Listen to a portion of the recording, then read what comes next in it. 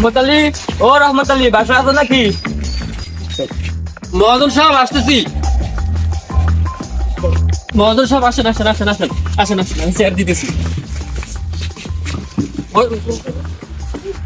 মহাজন সাহেব বসেন বসেন বসেন। রহমত আলী, এখানে এসে বসো।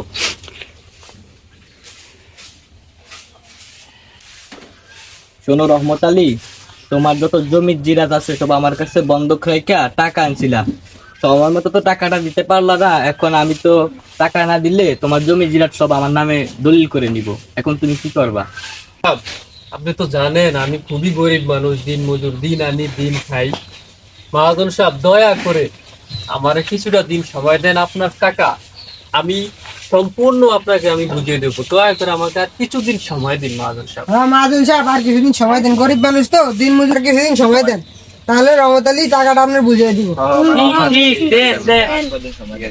তোমরা গ্রামের মানুষ সবাই বলছো বিদায় আমি কিছু বলতেছি না, তবে 1 সপ্তাহের ভিতরে আমার টাকা সম্পূর্ণ তুচ্ছ পরিশোধ করতে হবে। হ্যাঁ, এটা তাহলে রহমত আলীর 1 সপ্তাহ ঠিক আছে, ঠিক আছে, ঠিক আছে, তাহলে আমি যাই, তোমরা থাকো।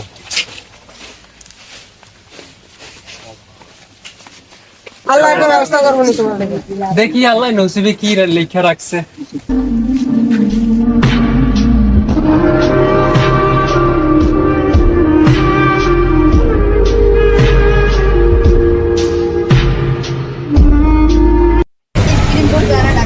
এই ভাই, ticket ticket ticket ticket ticket পাবেন ভাই?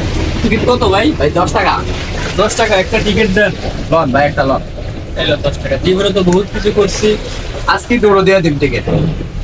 আচ্ছা, টিকিট একটা নিচ্ছি আমি। এখন আমার কাছে নাম ঠিকানা আছে, লেখ বন্ধু থেকে লেখ।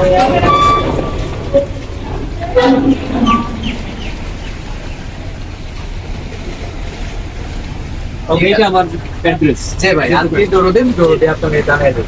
আচ্ছা ঠিক আছে।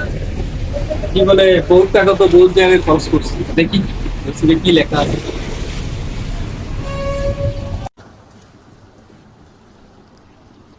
হ্যালো, হ্যালো, আপনি কি রহমত আলী বলছেন? হ্যাঁ, আমি তো রহমত আলী বলতেছি। ওই যে আজকে যে টিকিটটা কাটছেন, এটা তো আপনি প্রথম বিজয় হয়েছেন, 10 কোটি টাকা পেয়েছেন। হ্যাঁ,